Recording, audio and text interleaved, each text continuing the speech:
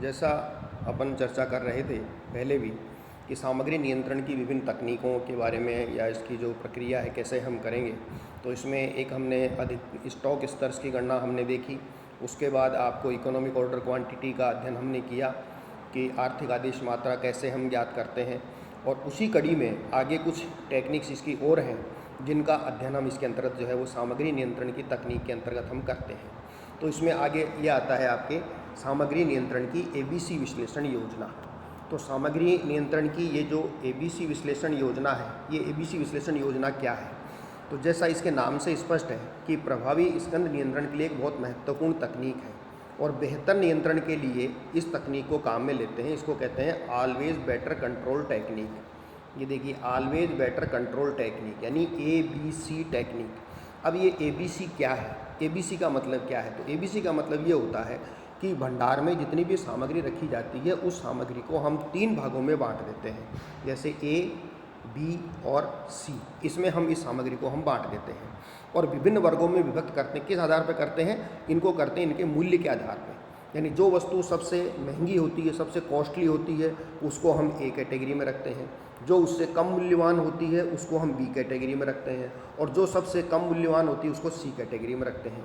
इसका सबसे अच्छा उदाहरण आप ये देख सकते हैं कि जो किराने की दुकान वाले होते हैं, वो किराने की दुकान वाले क्या करते हैं, आपने देखा होगा कि उसके अंतर्गत यदि केसर जैसे वो लोग रखते हैं या इलायची जैसे रखते हैं, तो सबसे महंगी वैसे केसर जो है वो आती है। तो केसर को वो कहाँ रखते हैं? वो केसर को रखते हैं अपने गल्ले के अंदर। उसकी छोटी डिब्बियाँ होती हैं, क्योंकि वो सबसे 1 ग्राम केसर ही करीबन 200-250 रुपये की, 300 रुपये की आती है। तो उसको सबसे मूल्यवान वस्तु उनकी दुकान में वो है, इसलिए उसको वो हमेशा गल्ले के अंदर रखते हैं।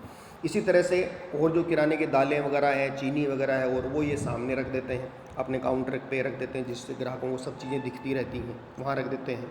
और C कैटेगरी में उन वस्तुओं को हम ले सकते हैं, जैसे नमक है, झाड़ुएँ हैं, तो नमक जैसे बाहर डाल देते हैं, बाहर रख देते हैं बिल्कुल। नमक को कोई उठा के भी ले जाएगा तो क्या ले जाएगा, कितना मूल्य होता है? सबसे कम मूल्यवान वस्तु उनकी दुकान में नमक है, तो उस नमक को बाहर पड़ा रहता है, बरसात में भी बाहर पड़ा रहता है, कट्टे के कट्टे बाहर पड़े रहते हैं। तो इस प्रकार से वस्तु के मूल्य के हिसाब से उस व्यापारी उन सामग्री पर नियंत्रण करता है कि जो वस्तु सबसे मूल्यवान है उस पर नियंत्रण ज़्यादा रखना पड़ता है, जो कम मूल्यवान है उसको और उससे थोड़ा सा कम रखना पड़ता है, जो सबसे कम मूल्यवान है उसको तो ऐसे ही हम डाल देते हैं। तो इसीलिए इन मदों को स्टोर में जब हम रखते हैं, उसी प्रकार से कारखाने में, तो स्टोर में भी इनको इसी प्रकार से इन पर नियंत्रण करने की आवश्यकता होती है। तो इसलिए इनको हम ABC 3 कैटेगरी में बांट देते हैं। इसलिए इसको हम जो है वो ये टेक्निक, इसको जो है वो ABC की टेक्निक जो है वो ABC विश्लेषण इसको कहा जाता है।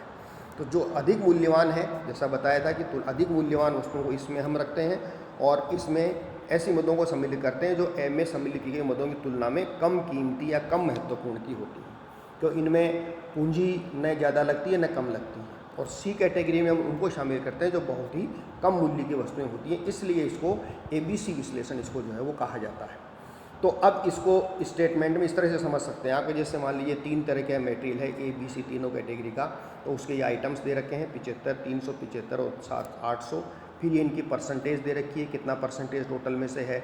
A मूल्य की वस्तु का, सबसे महंगी वस्तु का मूल्य परसेंटेज बहुत कम होता है, जैसे इसमें 6 दिया हुआ है। फिर इसका 30 दे रखा है, सबसे कम मूल्यवान वस्तु का 64% दे रखा है। ये इनकी वैल्यू है, तो वैल्यू इसकी सबसे ज़्यादा है, फिर इसकी कम है, फिर इसकी कम है। ये परसेंटेज है, तो एवरेज वैल्यू आ गई। तो इस तरह से हम ये कह सकते हैं कि ABC कैटेगरी में इनका मदों को रख करके हम इसकी योजना को हम इसमें काम में लेते हैं। अब इसके कई लाभ भी हैं जो आप इसमें देख सकते हैं। इसके बाद दूसरा इसमें विश्लेषण आता है FS&D वर्गीकरण। अब ये FS&D वर्गीकरण क्या है? तो ये विभिन्न प्रकार के सामग्रियों का सामग्री आवर्त अनुपात के आधार पर इसका वर्गीकरण किया जाता है। मटेरियल टर्नओवर रेशियो, कि मटेरियल टर्नओवर रेशियो के आधार पर इसका प्रयोग जो है वो हम करते हैं। तो मटेरियल टर्नओवर का मतलब कई तरह का माल स्टोर में जो है वो हम स्टोर करते हैं। तो कई माल ऐसा होता है जो बहुत जल्दी सामग्री काम में आती है, कुछ माल ऐसा होता है जिसकी थोड़े कम मतलब जैसे कुछ सामग्री ऐसी होती है जिसकी रोज़ाना आवश्यकता पड़ती है, तो वो फास्ट श्रेणी में जो है वो आ जाता है, F फॉर फास्ट। और कुछ सामग्री ऐसी होती है जो स्लो, यानी जिसका धीरे धीरे उपयोग होता है, तो ऐसी सामग्री का स्टॉक बहुत ज़्यादा रखने की आवश्यकता हमको नहीं होती है। फिर है N नॉर्मल। इस श्रेणी में सामग्री का आवर्त जनरली सामान्य होता है, तो ये F और S के बीच का जो है ये सामग्री एक प्रकार से ली जाती है। और डी का मतलब डेड या डोरमेंट, निष्क्रिय, अप्रचलित, जिसका सामग्री बहुत ही कम, कभी कभार उसकी आवश्यकता होती है या उसकी आवश्यकता इस ऐसी सामग्री पर नियंत्रण की आवश्यकता भी नहीं होती। जैसे ऊपर अभी ABC विश्लेषण में आपने देखा कि नमक का, जैसे मैंने एग्जाम्पल दिया कि किराने की दुकान में नमक एक ऐसी चीज़ है जिसके साबुत नमक जो होता है जनरली उसको हम बाहर, या पिसा हुआ भी होता है तो कट्टे कट्टे उसके बाहर पड़े रहते हैं। तो इस प्रकार से FSND विश्लेषण भी एक उसी प्रकार का सामग्री को नियंत्रण करने की एक टेक्निक है। जैसे ABC विश्लेषण है उसी तरह से फास्ट, स्लो, नॉर्मल और डेड या डोरमेंट। फिर एक विश्लेषण आता है वेड एनालिसिस, VED क्लासिफिकेशन। ये जनरली ये जो टेक्निक्स है ये थ्योरेटिकल दृष्टि से इंपॉर्टेंट है, इन पर टिप्पणी वगैरह कभी कभार परीक्षाओं में पूछ ली जाती है। तो वेड एनालिसिस ये भी मशीन के पुर्जों के भंडारण में ये इंपॉर्टेंट होता है, क्योंकि कारखाने के अंतर्गत या उद्योग के अंतर्गत कई प्रकार की मशीनें हम काम में लेते हैं, तो उनकी रिपेयर मेंटेनेंस की आवश्यकता भी हमको पड़ती है, और रिपेयर मेंटेनेंस की आवश्यकता पड़ती है तो इन पुर्जों को हम विशेष ध्यान हमें रखना पड़ता है। तो V फॉर वाइटल, वाइटल का मतलब ये हो गया कि इसमें उन पुर्जों को रखते हैं जो बहुत ही इंपॉर्टेंट होते हैं, कि जिनके बिना उत्पादन संभव नहीं। अब जैसे एक सिलाई मशीन या है, टेलर है, या मान लीजिए कोई रेडीमेड कपड़ों की फैक्ट्री है जिसमें कपड़ों की सिलाई होती है।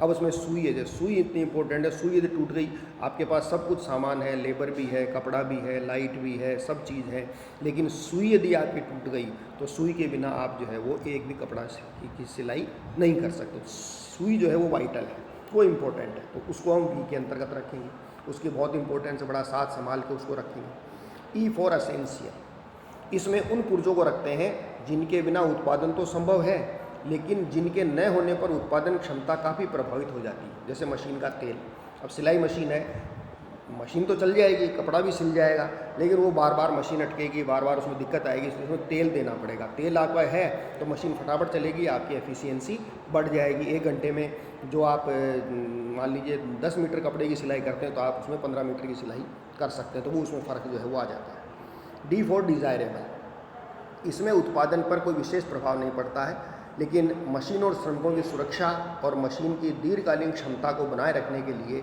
ये उपयुक्त होती है। जैसे मशीन का कवर है, अब आपने सिलाई भी कर ली, सब काम कर लिया, लेकिन उसको खुला छोड़ के चले जाते हैं, बाद में आंधी आती है, बरसात आती है, हवा चलती है, मिट्टी उड़ती है, तो उससे मशीन पे डस्ट जो है वो जमती है, जिससे मशीन की एफिशिएंसी धीरे धीरे कम होती है। तो यदि आप उस पर कवर लगा देंगे तो वो जो है उसके लिए उसकी लाइफ जो है मशीन की लाइफ बढ़ा देगा। तो इस प्रकार के वेड एनालिसिस जो है ये जनरली मशीन के पुर्जों के भंडारण से संबंधित जो है ये ज़्यादा जो है वो होता है, इसको इसमें हम ध्यान जो है वो ज़्यादा रखते हैं। फिर एक आता है JIT विचारधारा, जस्ट इन टाइम अप्रोच। अब जस्ट इन टाइम जैसे इसके नाम से स्पष्ट है कि इस विचारधारा में क्रिया पे आधारित है, ये वर्किंग पे आधारित है, ये इस पर ये क्रिया आधारित विचारधारा जो है ये, तो ये क्रिया उत्पादन का मूल्य बढ़ाती है। जैसे पॉलिश करने की क्रिया वस्तु का मूल्य बढ़ाती है, लेकिन इसका स्टॉक ज़्यादा समय तक रखने से इसकी उपयोगिता या इसका मूल्य नहीं बढ़ता, इससे भंडारण लागत ही जो है वो बढ़ती है। तो कई चीज़ें ऐसी होती हैं जो जस्ट इन टाइम होती है, तुरंत उनका यदि उपयोग हम कर देते हैं, पूर्ति कर देता है, तो जो है इसमें हम इसको हम काम में ले सकते हैं, तो वो होती है जस्ट इन टाइम अप्रोच। तो ये कुछ ऐसी विचारधाराएं हैं, कुछ ऐसी तकनीकें हैं जिनका सामग्री लागत की नियंत्रण करने में हम प्रयोग जो है वो करते हैं। तो जनरली इस पर टिप्पणियाँ जो है वो पूछी जाती हैं, उस दृष्टि से ये इम्पोर्टेंट है। Thank you.